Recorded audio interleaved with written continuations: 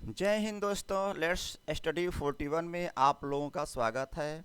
मैं हूं घनश्याम यादव। दोस्तों, मेरे द्वारा आप लोगों को ऑल कंपटीशन से संबंधित प्रश्नों को हल कराया जा रहा है, जिसमें सबसे पहले मेरे द्वारा आप लोगों को भारत के प्राचीन इतिहास के बारे में पढ़ाया जा रहा है और इसके बाद हम आप लोगों को भारत के मध्यकालीन इतिहास के बारे में, फिर आधुनिक इतिहास के बारे में पढ़ाएंगे। तो दोस्तों, जो हमारा क्लास अभी हम लोग का जो क्लास भारत के प्राचीन इतिहास के बारे में पढ़ाया जा रहा है, इसमें भी हम सबसे पहले भारत के प्राचीन इतिहास में उनके स्रोतों के बारे में पढ़ रहे हैं। भारत के प्राचीन इतिहास के बारे में, उनके स्रोतों के बारे में पढ़ रहे हैं। और दोस्तों, मैंने आप लोग को बताया था कि जो हम लोग के स्रोत हैं, और हमने बताया था आप लोग के जो हम लोग के स्रोत हैं वो 4 प्रकार के हैं। और उसमें सबसे पहले हमने आपको पढ़ाया धर्म ग्रंथ, दूसरा ऐतिहासिक ग्रंथ और विदेशियों का विवरण। यानी कि धर्म ग्रंथ हमने पढ़ा करके समाप्त कर दिया। दूसरा था ऐतिहासिक ग्रंथ, वो भी समाप्त हो चुका है। और कल के क्लास में हमारे द्वारा आप लोगों को विदेशियों का विवरण, जो भारत के इतिहास स्रोत हैं, उनको भी पढ़ा के समाप्त कर दिया गया है। और आज से हम लोग पुरातत्व संबंधित साक्ष्य के बारे में पढ़ेंगे, जो कि आपके स्क्रीन पे दिखाई दे रहा है। तो भारत के इतिहास के स्रोत में जो लास्ट हम लोग का चैप्टर चलेगा, पुरातत्व संबंधित साक्ष्य, आज दोस्तों हम लोग उसके बारे में पढ़ेंगे, यानी कि जानकारी लेंगे। लेकिन दोस्तों, पुरातत्व संबंधित साक्ष्य पढ़ने से पहले आइए कल का क्लास को हम लोग रिविजन करते हैं, फिर आज के चैप्टर को हम लोग प्रारंभ करेंगे। तो दोस्तों, आइए सबसे पहले कल के क्लास को रिविजन करते हैं। तो दोस्तों, कल के क्लास में हम लोगों ने पढ़ा था विदेशी यात्रियों के विवरण में, जो भाग 2 था। और वो कल का क्लास विदेशी यात्रियों का विवरण, जो कि अंतिम क्लास था, तो उसमें पहला प्रश्न बना था, हेन सांग किसके शासनकाल में भारत आया था। हेन सांग किसके शासनकाल में भारत आया था। दोस्तों, मैंने आप लोगों को बताया था हेन सांग हर्षवर्धन के शासनकाल में भारत आया। हेन सांग हर्षवर्धन के शासनकाल में आया भारत। दूसरा प्रश्न बना था, हेन सांग कहाँ का यात्री था। तो हमने आपको बताया था हेन सांग चीनी यात्री था। फिर अगला प्रश्न बना था, हेन सांग भारत में कब आया। तो दोस्तों, हेन सांग भारत में कब आया, तो इसका उत्तर था हेन सांग भारत में 630 ईस्वी में आया था। 630 ईस्वी में हेन सांग भारत आया। फिर अगला प्रश्न था, हेन सांग भारत में कितने समय तक रहा। तो दोस्तों, हेन सांग भारत में 15 साल तक रहा। फिर अगला प्रश्न बना था, हेन सांग ने कौन सी पुस्तक लिखी थी। तो दोस्तों, इसका उत्तर था हेन सांग ने सी यू की नामक पुस्तक लिखी थी। फिर अगला प्रश्न आया था, हेन सांग ने बिहार के नालंदा विश्वविद्यालय में क्या किया। तो दोस्तों, इसका उत्तर था हेन सांग बिहार के नालंदा विश्वविद्यालय में शिक्षा प्राप्ति की और वहीं पर शिक्षक बन गया। यानी हेन सांग जब भारत आया और बिहार पहुंचा, नालंदा विश्वविद्यालय में वो सबसे पहले पढ़ाई किया और उसके बाद दोस्तों पढ़ने के बाद वहीं पर टीचर बन गया, यानी कि शिक्षक बन गया। फिर अगला प्रश्न बना था, हेन सांग के समय नालंदा विश्वविद्यालय के कुलपति कौन थे। तो दोस्तों, हमने आपको बताया था हेन सांग के समय नालंदा विश्वविद्यालय के कुलपति आचार्य शीलभद्र जी थे। अगला प्रश्न बना था, हेन सांग ने अपनी पुस्तक में कितने देश के बारे में वर्णन किया है। तो दोस्तों, मैंने आपको बताया था हेन सांग ने अपनी पुस्तक में लगभग 138 देशों का वर्णन किया था। फिर अगला प्रश्न बना था, हेन सांग ने बुद्ध की प्रतिमा के साथ साथ और किसकी पूजा किया। तो दोस्तों, इसका उत्तर बना था, हेन सांग ने बुद्ध की प्रतिमा के साथ साथ शिव और सूर्य का पूजन किया था। यानी शिव का भी पूजन किया और सूर्य का भी पूजन किया, किसके साथ, बुद्ध की प्रतिमा के साथ में। अगला प्रश्न बना था, इत सिंह कौन सा यात्री था। तो दोस्तों, इसका उत्तर बना था, इत सिंह चीनी यात्री था और यह एक अनुवादक भी था और आखिरी चीनी लेखक भी था। फिर अगला प्रश्न बना था, इत सिंह भारत कब आया। तो इसका उत्तर बना था, इत सिंह 7वीं सदी के अंत में भारत आया था। 7वीं सदी के अंत में भारत आया था। फिर अगला प्रश्न बना, इत सिंह अपने विवरण में किस चीज़ का वर्णन किया? तो दोस्तों इत सिंह अपने विवरण में नालंदा विश्वविद्यालय, विक्रमशिला विश्वविद्यालय और अपने समय के भारत का वर्णन किया था। फिर अगला प्रश्न बना था अरबी लेखक से संबंधित कि भारत पर सफल मुस्लिम आक्रमण किस ईस्वी में हुआ? तो दोस्तों इसका उत्तर बना था भारत पर सफल मुस्लिम आक्रमण 712 ईस्वी में हुआ था और दोस्तों वो मोहम्मद बिन कासिम के द्वारा किया गया था। अगला प्रश्न बना था अल बरूनी किस भाषा का लेखक था? तो दोस्तों इसका उत्तर था अल बरूनी अरबी भाषा का लेखक था। अगला प्रश्न बना था इब्न बतूता कौन सा लेखक था? तो दोस्तों इसका उत्तर था इब्न बतूता भी अरबी लेखक था, यानी कि अल बरूनी अरबी भाषा का लेखक था और इब्न बतूता भी अरबी भाषा का लेखक था। अगला प्रश्न बना था अल बरूनी ने कौन सी किताब लिखी? तो दोस्तों अल बरूनी ने किताब उल हिंद, तहकीक ये हिंद और भारत की खोज नामक पुस्तक लिखी थी। इन तीनों जो दोस्तों ये नाम है एक ही है, तीनों नाम एक ही है। फिर अगला प्रश्न बना था इस किताब को किस भाषा में लिखी गई? तो दोस्तों इस किताब को अरबी भाषा में लिखी गई थी। अगला प्रश्न बना अल बरूनी किस चीज़ पर प्रकाश डाला? तो इसका उत्तर बना था अल बरूनी के द्वारा राजपूत कालीन समाज, धर्म, रीति रिवाज, तंत्र मंत्र और राजनीति पे प्रकाश डाला था। अगला प्रश्न बना था इब्न बतूता कहाँ से आया था? तो दोस्तों इब्न बतूता मोरक्को से आया था। अगला प्रश्न बना इब्न बतूता कौन सा यात्री था? तो दोस्तों इसका उत्तर बना था इब्न बतूता अरबी यात्री था और यह अरब से आया था।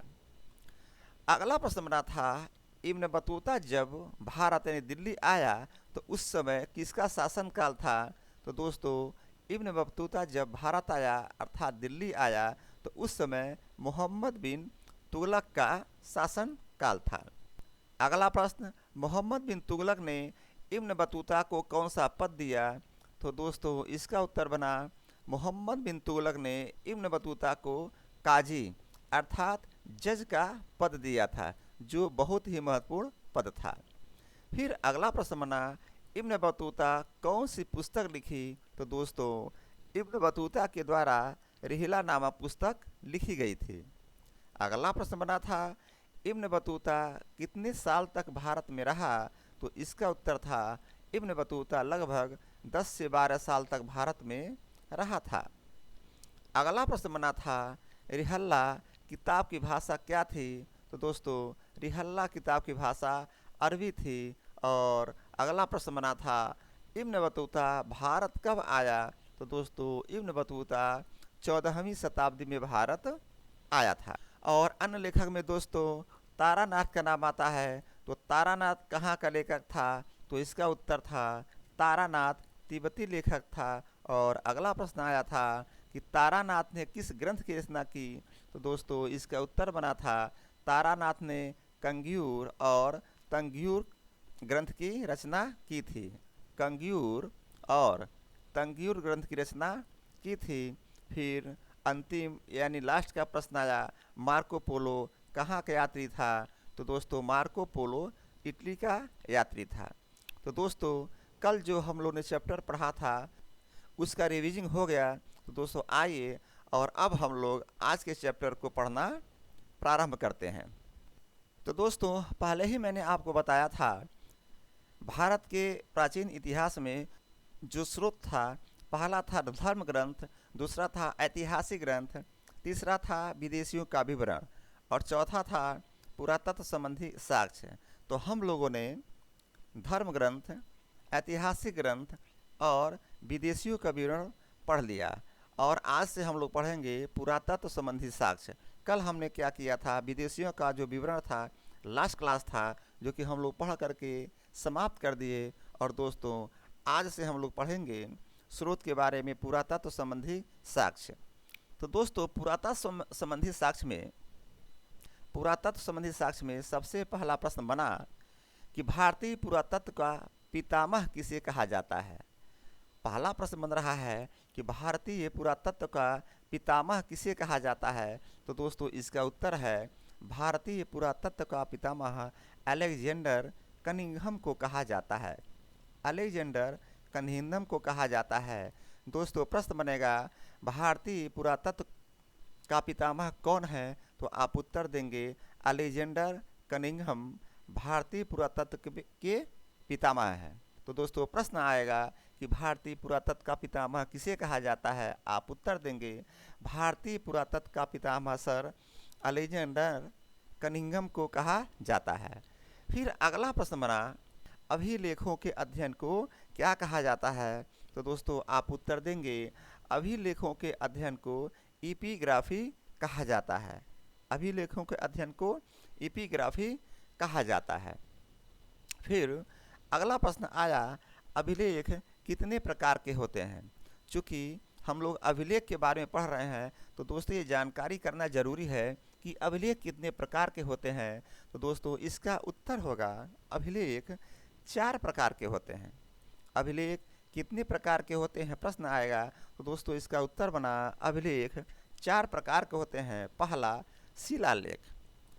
शिलालेख, दूसरा स्तंभ लेख, तीसरा गुफा लेख और चौथा भित्ति लेख है।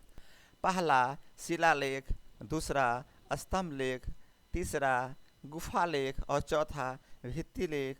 और दोस्तों सिक्के और अन्य लेख भी आते हैं जिसको अभिलेख में हम लोग पढ़ेंगे। तो प्रश्न आएगा अभिलेख कितने प्रकार के होते हैं। तो आप उत्तर देंगे अभिलेख 4 प्रकार के होते हैं। पहला शिलालेख, दूसरा स्तंभ लेख, तीसरा गुफा लेख और चौथा भित्ति लेख। अब दोस्तों प्रश्न बनता है कि अभिलेख किसे कहते हैं। तो दोस्तों इसका उत्तर होगा चट्टानों के ऊपर लिखा हुआ लेख को अभिलेख कहते हैं। चट्टानों के ऊपर लिखे हुए लेख को अभिलेख कहते हैं। तो दोस्तों चट्टानों पर अगर कोई चीज़ लिखा गया है और ख़ास करके खुदाई करके, आज की डेट में आप लोग देखते होंगे कि कहीं कोई दीवार है वहाँ पर कोई बच्चा चाहे कोई भी व्यक्ति कुछ लिख देता है तो उसको भी आप अभिलेख कह सकते हैं या कहते हैं और वो भित्ति अभिलेख में आता है। तो प्रश्न आया कि अभिलेख किसे कहते हैं। तो चट्टानों पर लिखे हुए लेख को अभिलेख कहते हैं। अगला प्रश्न आया कि स्तंभ लेख किसे कहते हैं। स्तंभ लेख किसे कहते हैं। तो दोस्तों इसका उत्तर होगा स्तंभ पर लिखे हुए लेख को स्तंभ लेख कहते हैं। स्तंभ पर लिखे हुए लेख को स्तंभ लेख कहते हैं। अभिलेख किसे कहते हैं। चट्टानों पर कोई लिख दिया गया लेख तो उसे अभिलेख कह रहे हैं, और स्तंभ पर कोई लेख लिखते हैं दोस्तों तो उसको स्तंभ लेख कहते हैं। और इसके बाद आया सबसे पुराना अभिलेख कौन है। तो दोस्तों सबसे पुराना अभिलेख बोगासकोई अभिलेख है। सबसे पुराना अभिलेख बोगासकोई अभिलेख है। तो दोस्तों प्रश्न बना अभिलेख किसे कहते हैं। तो हमने आपको बताया चट्टानों के ऊपर लिखा हुआ लेख को अभिलेख कहते हैं। फिर अगला प्रश्न बना स्तंभ लेख किसे कहते हैं। हमने आपको बताया स्तंभ लिखे हुए लेख को स्तंभ लेख कहते हैं। और अगला प्रश्न बना सबसे पुराना अभिलेख कौन सा है। तो दोस्तों मैंने आपको बताया कि सबसे पुराना अभिलेख बोगासकोई अभिलेख है। फिर अगला प्रश्न बना कि बोगासकोई अभिलेख कहाँ से मिला और कितना पुराना था। तो दोस्तों इसका उत्तर है बोगासकोई अभिलेख एशिया माइनर से मिला था। बोगासकोई अभिलेख कहाँ से मिला था। तो दोस्तों बोगासकोई अभिलेख एशिया माइनर से मिला था और यह 1400 ईसा पूर्व पुराना अभिलेख था। और यह 1400 ईसा पूर्व यानी BC पुराना अभिलेख था।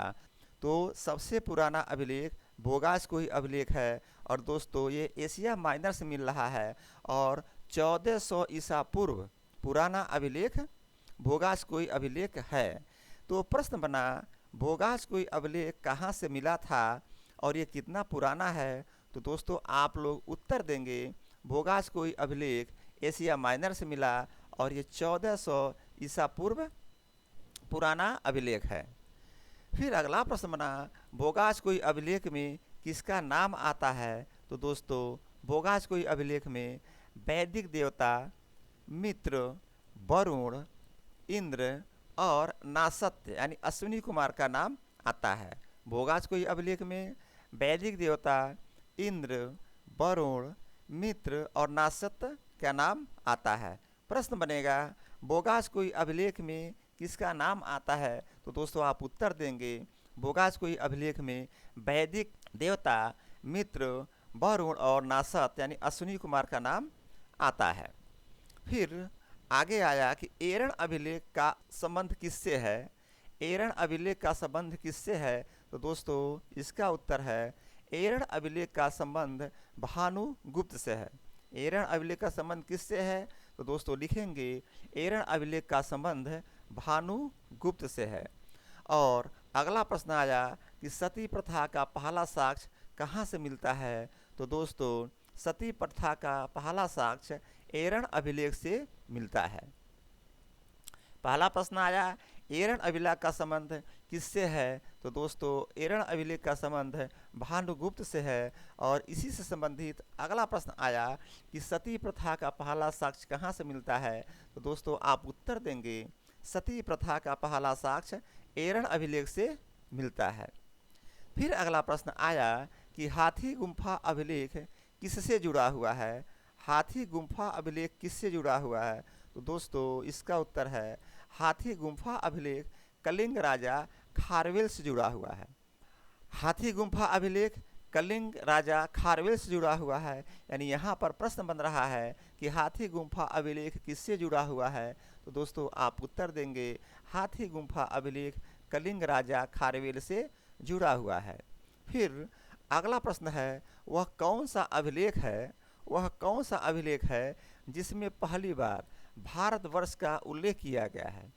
वह कौन सा अभिलेख है जिसमें पहली बार भारतवर्ष शब्द का उल्लेख किया गया है? तो दोस्तों उत्तर देंगे हाथी गुम्फा अभिलेख में भारतवर्ष शब्द का पहली बार उल्लेख किया गया है। हाथी गुम्फा अभिलेख किससे जुड़ा हुआ है? उत्तर बना था हाथी गुम्फा अभिलेख कलिंग राजा खारवेल से जुड़ा हुआ है। फिर इसी से संबंधित प्रश्न आया आगे कि वह कौन सा अभिलेख है जिसमें पहली बार भारतवर्ष शब्द का उल्लेख किया गया? तो दोस्तों उत्तर लिखेंगे हाथी गुम्फा अभिलेख में भारतवर्ष का सबसे पहली बार उल्लेख किया गया था। फिर अगला प्रश्न आया कि गरुड़ स्तंभ वेशनगर अभिलेख का संबंध किससे है? तो दोस्तों इसका उत्तर होगा गरुड़ स्तंभ या वेशनगर अभिलेख का संबंध हेलियोडोरस से है। गरुड़ स्तंभ या वेशनगर अभिलेख का संबंध हेलियोडोरस से है। तो दोस्तों यहाँ प्रश्न बनेगा गरुड़ स्तंभ या वेशनगर अभिलेख का संबंध किससे है? तो आप उत्तर देंगे गरुड़ स्तंभ या वेशनगर अभिलेख का संबंध हेलियोडोरस से है। फिर अगला प्रश्न बना इसी से संबंधित कि भागवत धर्म की जानकारी कहाँ से मिलती है? तो दोस्तों उत्तर देंगे भागवत धर्म की जानकारी हेलियोडोरस के गरुड़ स्तंभ से मिलती है। भागवत धर्म की जानकारी कहाँ से मिलती है? तो आप उत्तर देंगे भागवत धर्म की जानकारी हेलियोडोरस के गरुड़ स्तंभ से मिलती है। यहाँ से दो प्रश्न बन रहा है कि गरुड़ स्तंभ या वेशनगर अभिलेख का संबंध किससे है? तो दोस्तों इसका उत्तर बना गरुड़ स्तंभ या वेशनगर अभिलेख का संबंध हेलियोडोरस से है। और दूसरा प्रश्न बना भागवत धर्म की जानकारी कहाँ से मिलती है? तो दोस्तों इसका उत्तर देंगे भागवत धर्म की जानकारी हेलियोडोरस के गरुड़ स्तंभ से मिलती है। फिर अगला प्रश्न बना भीतरी अभिलेख एवं जूनागढ़ अभिलेख का संबंध किससे है? भीतरी अभिलेख एवं जूनागढ़ अभिलेख का संबंध किससे है? तो दोस्तों इसका उत्तर है भीतरी अभिलेख एवं जूनागढ़ अभिलेख का संबंध स्कंदगुप्त से है। भीतरी अभिलेख एवं जूनागढ़ अभिलेख का संबंध किससे है? तो दोस्तों इसका उत्तर बनेगा भीतरी अभिलेख एवं जूनागढ़ अभिलेख का संबंध स्कंदगुप्त से है। अगला प्रश्न बना प्रयाग अभिलेख का संबंध किससे है? तो दोस्तों इसका उत्तर है प्रयाग अभिलेख का संबंध समुद्रगुप्त से है। प्रयाग अभिलेख का संबंध समुद्रगुप्त से है। और भीतरी अभिलेख एवं जूना अभिलेख का संबंध किससे है? तो दोस्तों इसका उत्तर बना था भीतरी अभिलेख एवं जूनागढ़ अभिलेख का संबंध स्कंदगुप्त से है और प्रयाग अभिलेख का संबंध समुद्रगुप्त से है। अगला प्रश्न बना सर्वप्रथम भारत पर होने वाले हूण आक्रमण की जानकारी किस लेख से मिलती है? सर्वप्रथम भारत पर होने वाले हूण आक्रमण की जानकारी किस लेख से मिलती है? तो दोस्तों इसका उत्तर है सर्वप्रथम भारत पर होने वाले हूण आक्रमण की जानकारी भीतरी स्तंभ से मिलती है। सर्वप्रथम भारत पर होने वाले हूण आक्रमण की जानकारी भीतरी लेख से मिलती है। तो प्रश्न बना सर्वप्रथम भारत पर होने वाले हूण आक्रमण की जानकारी किस लेख से मिलती है? तो दोस्तों आप उत्तर देंगे सर्वप्रथम भारत पर होने वाले हूण आक्रमण की जानकारी भीतरी लेख से मिलती है। फिर अगला प्रश्न बना सिंधु घाटी सभ्यता के सिक्के को क्या कहते हैं? सिंधु घाटी के सिक्के को, जो सिंधु घाटी सभ्यता में जो सिक्के मिले थे दोस्तों, उसे क्या कहते हैं? तो दोस्तों सिंधु घाटी सभ्यता के जो सिक्के मिले थे उन्हें टेराकोटा कहते हैं। क्या कहते हैं? टेराकोटा कहते हैं, जो कि मिट्टी के बने होते थे। यानी जो सिंधु घाटी में सभ्यता में जो सिंधु घाटी सभ्यता में सिक्के मिले थे दोस्तों, वो मिट्टी के मिले हुए थे, यानी कि मिट्टी के बने हुए थे। और उस सिक्कों को क्या कहा गया? तो दोस्तों उस सिक्के को टेराकोटा कहा गया। क्या कहा गया? टेराकोटा कहा गया। तो प्रश्न बन रहा कि सिंधु घाटी के सिक्के को क्या कहते हैं? तो दोस्तों आप लोग उत्तर देंगे सिंधु घाटी के जो सिक्के मिले थे, यानी सिंधु घाटी सभ्यता में जो सिक्के मिले थे उन्हें टेराकोटा कहते हैं। और जो वे टेराकोटा का सिक्के मिले थे किस चीज़ से बने हुए थे? तो दोस्तों उत्तर देंगे मिट्टी के बने हुए थे। प्रश्न बना सिंधु घाटी का जो सिक्का मिला वो किस चीज़ से बना हुआ था? तो उत्तर देंगे सिंधु घाटी के जो सिक्के मिले थे वो मिट्टी के बने हुए थे। और फिर एक प्रश्न बना था इसी में कि सिंधु घाटी के सिक्के जो मिले थे उन्हें क्या कहते हैं? तो दोस्तों उन्हें टेराकोटा कहते हैं। तो आइए फिर इसको देखते हैं कि सिंधु घाटी सभ्यता के सिक्के को क्या कहते हैं। सिंधु घाटी के सभ्यता के सिक्के को क्या कहते हैं? तो दोस्तों आप उत्तर देंगे सिंधु घाटी सभ्यता के सिक्के को टेराकोटा कहते हैं, जो कि मिट्टी के बने हुए थे। अगला प्रश्न आया कि शीशे के सिक्के किस काल में मिले थे? शीशे के सिक्के किस काल में मिले थे? अभी दोस्तों हम लोगों ने देखा कि मिट्टी के सिक्के कहाँ मिले, तो दोस्तों सिंधु घाटी सभ्यता में मिले। फिर इसी तरह से अगला प्रश्न आ रहा है कि शीशे के सिक्के किस काल में मिले थे? तो दोस्तों इसका उत्तर है शीशे के सिक्के सातवाहन काल के थे, यानी शीशे के सिक्के सातवाहन काल में मिले थे। फिर अगला प्रश्न आया कि सोने के सिक्के किस काल में मिले थे? तो दोस्तों सोने के सिक्के यूनानियों के काल में मिले थे। मिट्टी के सिक्के कहाँ मिल रहे हैं? तो दोस्तों मिट्टी के सिक्के सिंधु घाटी सभ्यता मिल रहे हैं। और शीशे के सिक्के कहाँ मिल रहे हैं? तो दोस्तों शीशे के सिक्के सातवाहन काल में मिल रहे हैं। और सोने के सिक्के कहाँ मिल रहे हैं? तो दोस्तों सोने के सिक्के यूनानियों के काल में मिल रहे हैं। सोने के सिक्के यूनानियों के काल में मिल रहे हैं। तो सिंधु घाटी के सिक्के को क्या कहते हैं? तो दोस्तों उत्तर बना सिंधु घाटी के सिक्के को टेराकोटा कहते हैं, जो कि मिट्टी के बने हुए थे। शीशे के सिक्के किस काल में मिले? तो दोस्तों शीशे के सिक्के सातवाहन काल में मिले। और सोने के सिक्के किस काल में मिले? तो दोस्तों सोने के सिक्के यूनानियों के काल में मिले थे। तो दोस्तों आइए पुरातत्व संबंधी साक्ष्य जो हम लोग का ये पहला चैप्टर है, यानी भाग 1 है, एक बार इसको और हम लोग रिवीजन करते हैं। तो दोस्तों पुरातत्व संबंधी साक्ष्य में सबसे पहले प्रश्न बना था कि भारतीय पुरातत्व का पितामह किसे कहते हैं? तो इसका उत्तर था भारतीय पुरातत्व का पितामह सर अलेक्जेंडर कनिंघम को कहा जाता है। फिर अगला प्रश्न बना था अभिलेखों के अध्ययन को क्या कहा जाता है? तो दोस्तों इसका उत्तर बना था अभिलेखों के अध्ययन को एपिग्राफी कहा जाता है।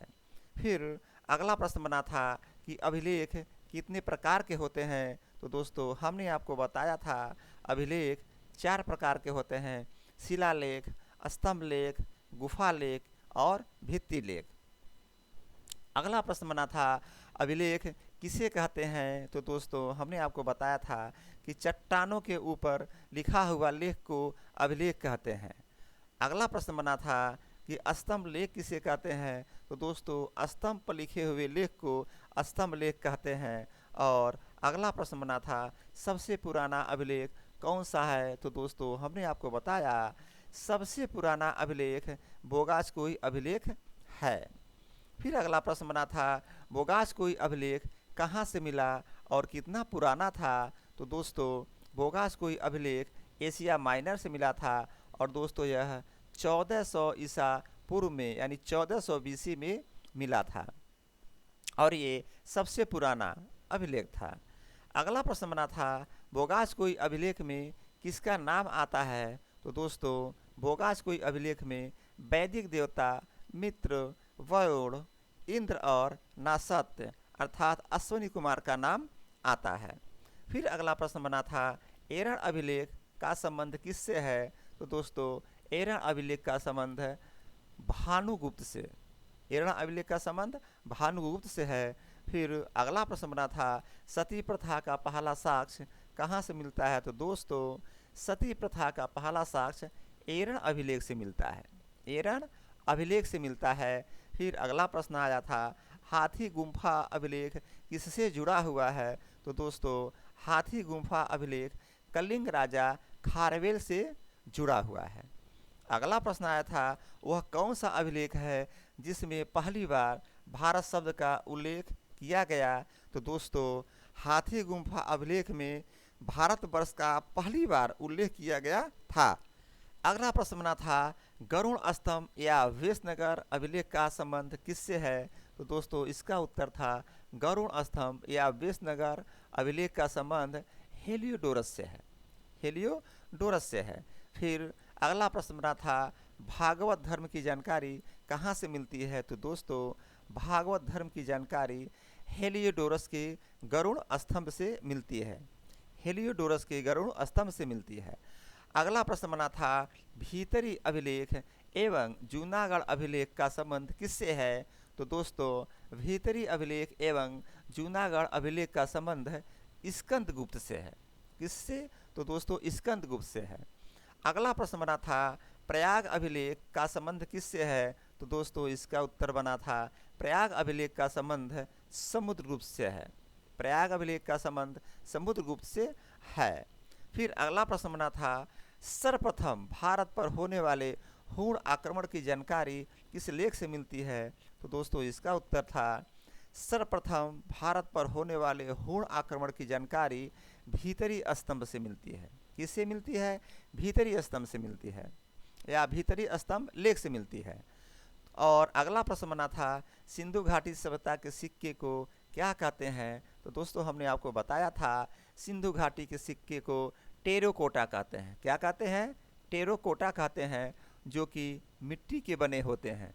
सिंधु घाटी के सिक्के को क्या कहते हैं। तो दोस्तों सिंधु घाटी के सभ्यता को टेराकोटा कहते हैं। फिर अगला प्रश्न इसी में बन रहा है कि सिंधु घाटी की सभ्यता के सिक्के किससे बने हुए थे। तो दोस्तों मिट्टी के बने हुए थे। अगला प्रश्न आया कि शीशे के सिक्के किस काल के थे। तो दोस्तों सिक्के के सिक्के सातवाहन काल के थे, यानी सातवाहन काल में मिले थे।